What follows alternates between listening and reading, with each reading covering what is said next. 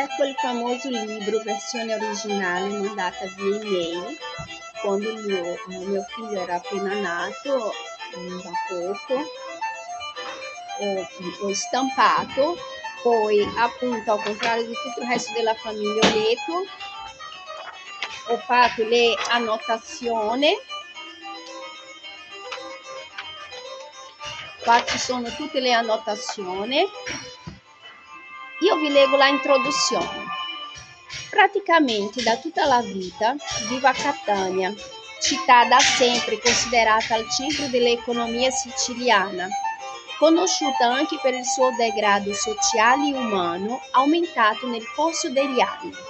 È come se la stessa città abbia deciso di essere permanentemente in vendita, cosa che nell'anno 2000 ha portato il governo italiano a richiedere addirittura l'intervento dell'esercito per murare molte abitazioni nella zona della via delle finanze, cassaforti, e allontanare le tantissime persone che lì si prostituivano. Premi, com'era?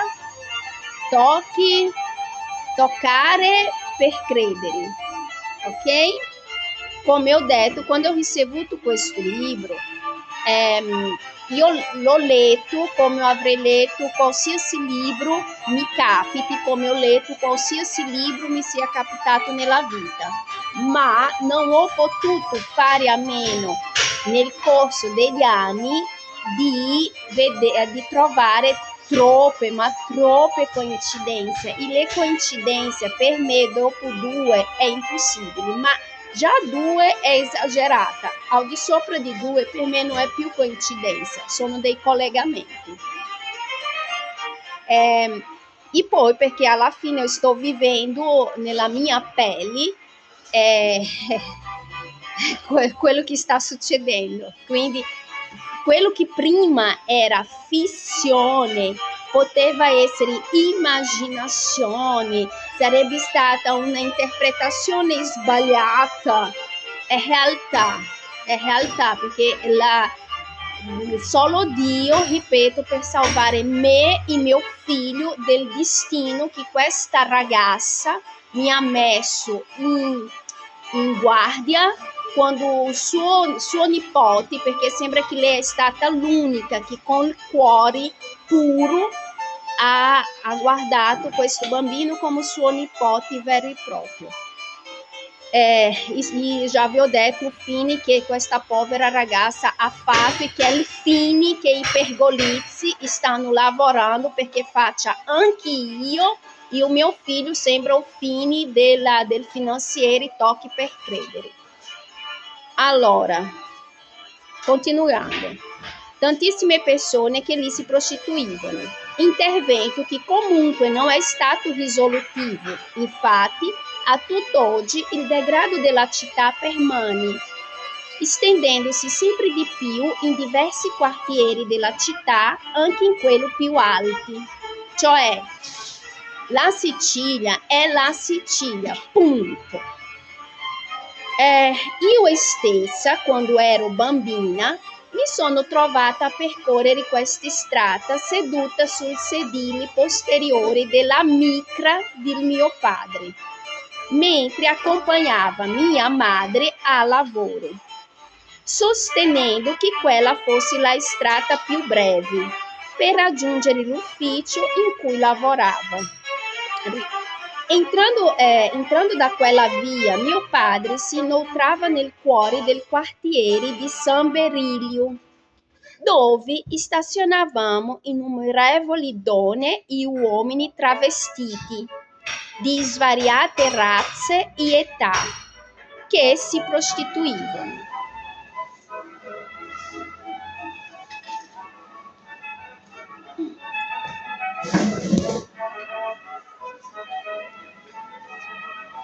Osservandoli da così vicino, mi hanno incuriosito a tal punto da chiedere a mio padre: che faceva cenni di saluto o che per un attimo si fermava in mezzo alla via per controllare se avesse un pneumatico forato, che nel corso degli anni io ho capito che questa è una strategia, sai, una di quelle, se tu guardi quei film antichi italiani del sud, loro usano proprio queste messe in scene per aggirare principalmente le loro povere mogli che o non vedono o fingono che non vedono o sono proprio così, amore, che io penso che è più la testa, perché non sono stata cresciuta per pensare, per questionare, quindi insomma questo qua è un classico che si vede anche nei film. Se conoscessi qualcuno di loro e che motivo avessero di stazionare in quelle zone vestiti solo con biancheria intima o abiti succiti. Ma la sua risposta tra una sigaretta e l'altra era sempre la stessa, che è un'altra gestualità tipica dei terroni. La sigaretta, anche il modo come loro fumano, si capisce chi è del sud solo come fumano. Comunque, una sigaretta e l'altra era sempre la stessa. Fatti gli affari tuoi, impicciona, non c'è nulla da sapere. E questa è una frase che quando ho ricevuto questo libro, quando io ho letto tutto il libro, quando ho cercato, mi sono sorto dei dubbi, io ho cercato di capire questi dubbi, il principale è stato: ma perché non avete letto il libro della tua sorella, il libro della tua figlia? Perché se un mio figlio scrive un libro, io sinceramente avrei molta curiosità di leggere questo libro, mentre a tutti quanti che ho chiesto sembrava quasi che un tabù. Facevano così e dicevano: no, non ho letto, la mamma ha detto ho letto qualche pagina e ho lasciato perdere. E c'erano quelli che, principalmente il suo papà, che mi rispondeva proprio questa frase, è una frase tipica della loro famiglia: fatti gli affari tuoi, impiccione. Non mi chiamavano di impiccione ovviamente, ma qualcosa di simile, non c'è nulla da sapere. Saltavano in picciona e dicevano: lascia perdere, non c'è niente. Quindi qualsiasi domanda, invece di avere una risposta, qualunque fosse, no, era sempre un lascia perdere, non c'è niente da sapere. L'unico che mi ha dato qualche risposta è stato il famoso zio, che oggi mi ero ricordata la parolina che questa qua mi aveva detto di lui, mi aveva detto: fai attenzione che lui è questa mattina mi era ricordata, vediamo se mi ricordo adesso, infami, ecco, che io sinceramente all'epoca non sapevo neanche esattamente cosa voleva dire infame. Anche oggi non saprei dare la interpretazione giusta, devo leggere nel dizionario. Però dopo aver letto gli atti, ok, direi che questa ragazza aveva ragione.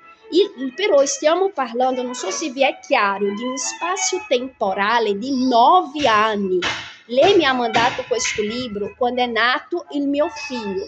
Io ho letto gli atti che mi riguardano 9 anni dopo. E devo dire che questa ragazza, tutto quello che lei mi ha detto è vero, perché le cose che io trovo negli atti, principalmente da questo zio, è da infami, perché, ripeto, non so dare il significato preciso della parola, ma voi siete italiani, sapete bene cosa significa, però mi ricordo il senso della parola. E ci sta la parola infami. Adesso ho capito perché lei lo ha definito infami, perché questa è la parola che lei lo ha definito.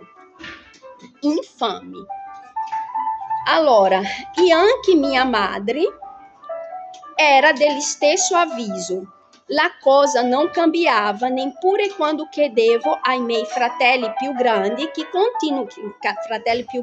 nel caso padre del mio figlio, suo zio, che continuavano a terminare a medesima frase. Cosa ti interessa? E anche questa frase loro mi hanno detto tante volte quando io vedevo qualcosa, cercavo di capire e loro mi dicevano la stessa frase. Infatti ho fatto anche una notazione. Frase risposta anche in domanda inocente, come: cosa faceva insieme al suo padre da piccola? Perché invece l'altra sorella, quando è venuta a trovarci, ma questa è stata proprio una domanda innocente. Ma tu da piccola cosa faceva col tuo padre? E lei sembrava che li avessi offesa. È saltata su con un'aggressività e mi ha detto: cosa ti interessa? Così. E lì loro non hanno capito che il loro atteggiamento, invece di tranquillizzarmi, accendevano ancora di più le mie spie. Il tempo mi ha fatto capire che questo libro non racconta la bugia, non racconta. Ci sono dei tratti fantastici perché è sempre un libro, però da questi tratti fantastici si trova anche la verità. E ripeto che lei, la stessa, mi ha chiamato anni dopo, oramai sono già passati minimo 2 o 3 anni, per dirmi: Carla, il libro che io ti ho dato, gli editori mi hanno obbligato a cambiare per rendere più, adesso ho dimenticato la parola, ma diciamo più leggibili, e lei ha detto, sai, per rendere più leggibili, quindi la nuova edizione non è come questa qua originale. E la domanda è: che interesse questa ragazza aveva di chiamarmi per dire questo? Perché io ripeto, l'altra sorella l'ho conosciuta personalmente, ma questa qua io non l'ho mai vista di persona. Io solo sentito parlare di lei all'inizio che era pazza. Poi dopo lei mi ha chiamato, ripeto, mi ha mandato questo, eccetera, eccetera, allertandomi: non dire niente, se tu non fai niente loro non fanno niente. E poi anni dopo, quando è un po' esplosa la cosa, lei mi ha chiamato per dire questo, che gli editori li avevano obbligata a cambiare alcune cose del libro. Quindi se esiste ancora, perché ho già cercato di nuovo su Amazon, io non l'ho più trovato. Comunque, se trovate una nuova edizione, non è questa che ho in mio possesso, perché questa è quella originale. Dettaglio. Quindi la frase "cosa ti interessa?" Il tutto ha suscitato in me una maggiore curiosità verso questa situazione e mi ha spinto a immergermi totalmente in essi attraverso la conoscenza di alcune ragazze che avevano a che fare con quegli ambienti, ascoltando le loro realtà.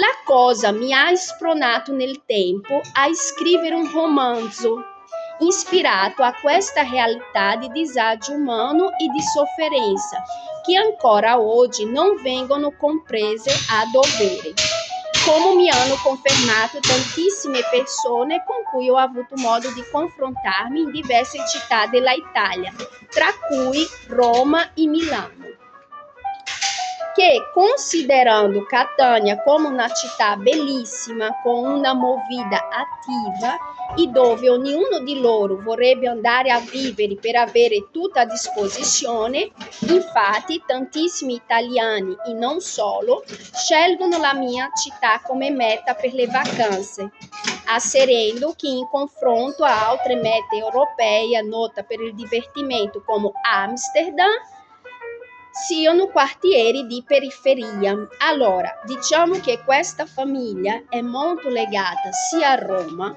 sia a Milano e sia a Amsterdam.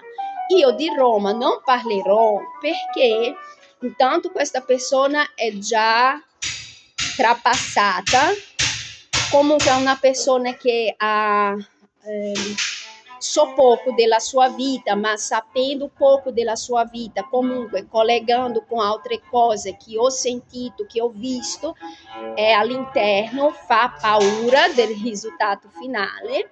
Dico solo questo, che questa persona viveva come un barbone per libera e spontanea volontà, ma aveva un bancomat e andava a regalare soldi alle persone con questo bancomat. E questa persona aveva un posto fisso a Roma e diceva che nel giorno che non potessi stare lì sarebbe morto. Sono iniziati delle ristrutturazioni a Roma, lui non poteva più dormire dove di solito dormiva e guarda caso quando si è spostato lo hanno trovato morto. Ma era la cosa che è strana era il fatto che era un barbone per scelta, girava con il bancomat e regalava soldi a chiunque, però sapeva già quando doveva morire, nel giorno che non poteva più dormire dove di solito dormiva. Adesso fate il collegamento con tutto il resto delle cose che sono successe, se no non vuoi capire, chi non vuoi capire. Non è paranoia, è dato di fatto. Allora, concludo con la speranza che il contenuto di questo romanzo non venga travisato, perché secondo me rappresenta un invito a ritrovare la fiducia in Dio e a promuovere il rispetto per il prossimo, sia come figli che come genitori. Cosa che per me, nel caso lei, né, questa è la introduzione, che per me non è mai avvenuta. E è qui che lei denuncia il discorso che lei ha provato a dire quello che stava succedendo a lei all'interno di questa famiglia, però appunto è stata assistita nel peggiore modo possibile, facendo lei passare per pazza e essendo lei ancora una ragazzina purtroppo non ha potuto difendersi. E è una cosa che quando la storia ha iniziato ad essere pesante, io comunque avevo detto a questi fratelli: sentite che io non sono Annalisa, però devo dire una cosa, non mi stupisce che questa ragazza sia finita come è finita, perché la violenza psicologica che io ho sofferto da una persona comunque adulta, e è stato molto difficile da tanti punti di vista, ma il fatto di essere adulta, probabilmente il fatto di avere la formazione che io avevo in Brasile, il fatto di comunque avere una difesa esterna, perché ero entrata ma non facevo veramente parte di quella famiglia, io una famiglia c'ero principalmente prima, e quindi di qualche modo ho potuto uscire illesa fino a poco tempo fa, né? Perché adesso con di mezzo le istituzioni gli avvocati comprati, giudici indicati, e eccetera, eccetera, mais, CTU fatta per Bluetooth, è un po' complicato, però per dire che alla fine questa ragazza non ha mentito, perché stanno cercando di fare con me esattamente quello che hanno fatto con lei.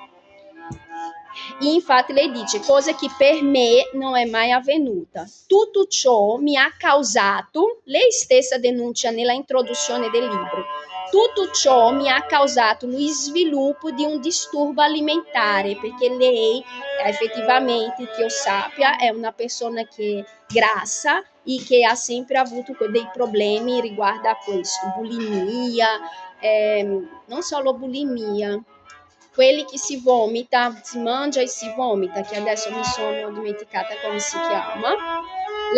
Infatti lei dice qua, la bulimia come forma di annullamento di me stessa per non incidere sulla vita altrui, ok? Per non incidere sulla vita altrui, perché effettivamente tutte le verità che lei sapeva, comunque mandava, lei ha fatto quello che ho provato a fare io, cioè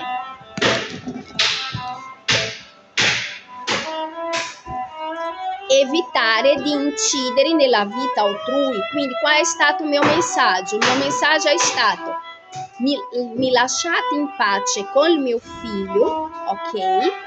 Io non dico niente, continuate la vostra stirpe così com'è da più di 30 anni, mi lasciate in pace col mio figlio, però ricordate, io non sono Annalisa, io non avrei voluto esporre così tutti quanti, ma come ho detto mi avete spinto perché era l'unico modo di difendere forse il mio figlio, perché non si tratta di me, no, si tratta del mio figlio. Io non voglio che mio figlio sia la nuova generazione che finirà come il suo stesso padre, che è un altro motivo per cui io non ho mai denunciato il suo padre.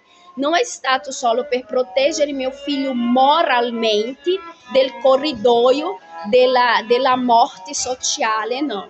È perché conoscendo il suo padre, conoscendo la storia, conoscendo tutto, io capivo anche che il suo padre è anche una delle vittime, ma essendo un maschio, ovviamente la gestione degli abusi subiti all'interno di quella famiglia è stato diverso di una ragazzina, di una femmina in quel luogo chiamato Sicilia, dove se nel mondo le femmine valgono niente, lì valgono niente meno uno, per non incidere sulla vita altrui. Con queste premesse, mi auguro che in questo romanzo trovate anche voi molteplici appunti di riflessione. E infatti ho letto, ripeto, all'epoca mi si è accesa delle luci,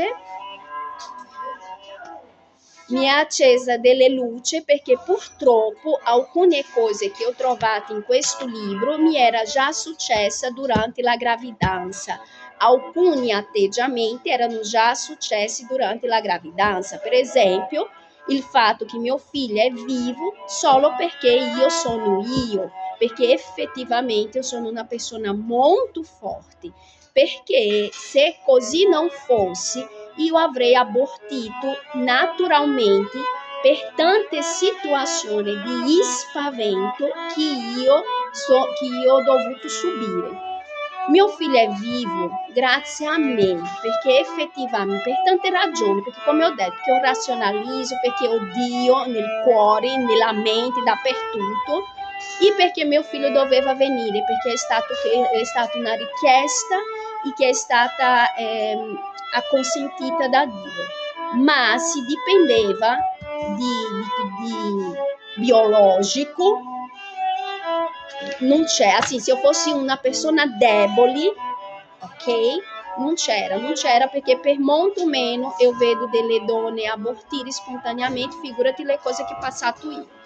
Quindi questo libro, il famoso libro che negli atti viene detto: ah no, perché lei parla del libro che ha scritto la mia figlia che si è ispirata in Cinky Winky di Pirichi, che non so neanche, loro parlano, mio modo di dire, perché teoricamente loro sostengono che questo libro, la Annalisa si è ispirata, che non tolgo perché non è assim, non lo so, comunque loro hanno sempre sostenuto che questa ragazza si è ispirata in un libro americano che si chiama Twins qualcosa, e che lei ha creato la versione italiana.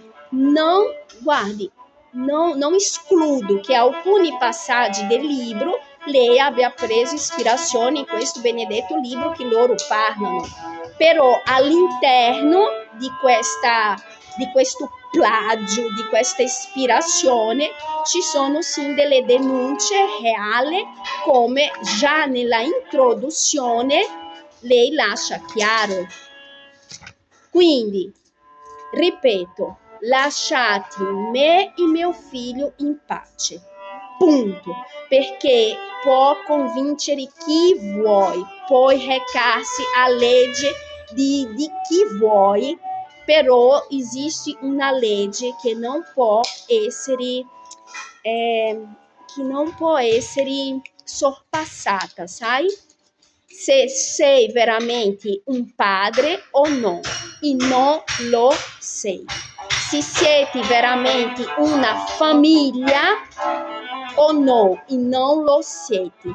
E avete provato questo non solo lasciando io e mio figlio a noi stessi, perché se non avevamo trovato le persone giuste che nel momento giusto ci hanno steso la mano, avete lasciato me e mio figlio a noi stessi, mi avete ucciso in vita burocraticamente com bugia, e il futuro mio e del mio figlio, che prima era di una botta di ferro, una certezza assoluta, avete ridotto a niente.